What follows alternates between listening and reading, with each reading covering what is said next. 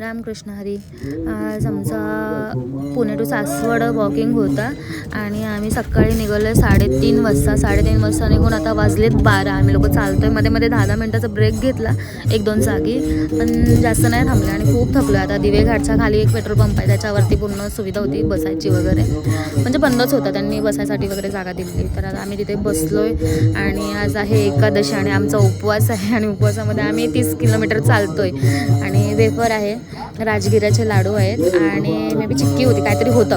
मग आता ते खायला मला तर खायची इच्छा पण होती. इतका ऊन होता ना, माझं डोकं दुखायला लागलं. थोडेसे वेफर खाल्ले आणि बाकी काहीच खाल्लं नाही. आता आम्ही लोक थोड्या वेळाने निघू, दिवेघाट चढायला जाणार आहोत. आणि इथे थोडा वेळ अजून इथे मी व्हॉईस रेकॉर्ड टाकला आहे, कारण का मी जे बोलते ना ते आवाज येत नव्हता आणि माझ्याकडे माईक नाही, त्याच्यामुळे मी व्हॉईस रेकॉर्ड टाकला आहे. त्याच्यामुळे त्यानंतर आम्ही दिवेघाट चढायला निघालो आहे. दिवेघाट चढायला अजून गेलो नाही आहे, चढू आता थोड्या वेळाने. पण देवाची गेमी आहे बघा.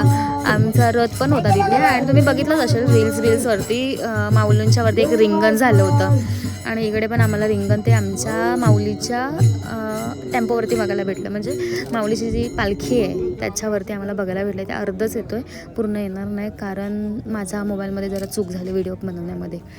आता आम्ही दिवेघाट चढतो आहे. दिवेघाट चढायला खूप गर्दी होती आणि ट्रॅफिकसुद्धा लागलेलं आहे. मोठे मोठे टेम्पो वगैरे सामानाचे सगळे जात होते आणि आता आमची दिंडी चाललीच आहे. दिवेघाट चढून झाल्यानंतर माऊलींची व्हिडिओ पण मी काढायला राहून गेली, काढली आहे पण उभी काढली, आडवी यूट्यूबला नाही होत आहे, तर ती नाही टाकली. ती मी तुम्हाला इंस्टाग्रामला दाखवेन. आणि मग आम्ही आता दिवेघाट चढून पुढे आलो आहेत.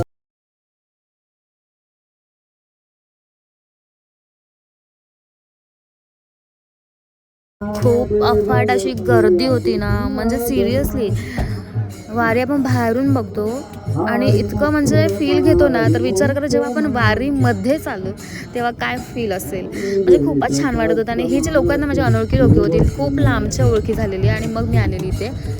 पण त्यांनी मला एवढं छान ठेवलं ना, की म्हणजे मुलीसारखं हे केलं आहे, म्हणजे वेगळे नाही आणि जपतायत मला, मागे राहून देत नाही आहे, बाजूला होऊन देत नाही, इथेच हरवलीस तर वगैरे सगळं. आणि आता आम्ही दिवेघाट चढून खूप पुढे आलेलो, मध्ये थांबलेलं, तरी पण तिथून आम्हाला अजून 9 किलोमीटर चालायचा होता. 9 म्हणजे फक्त सासवडपर्यंत 9 आणि आतमध्ये 4 किलोमीटर. नंतर मग आम्ही थोडे चालून मग पुढे पोचल्यानंतर बघा तुम्ही तंबू वगैरे सगळे लावलेले आहेत आणि आम्ही खूप थकलेले, जेवायची सुद्धा इच्छा नव्हती. नॉर्मल पाय दुखत होते, पण दुखत होते, खाय प्यायला सुद्धा थांबले नव्हते आम्ही. त्यानंतर आम्ही झोपून गेलो. तर असा होता माझा हा आजचा पहिला दिवस.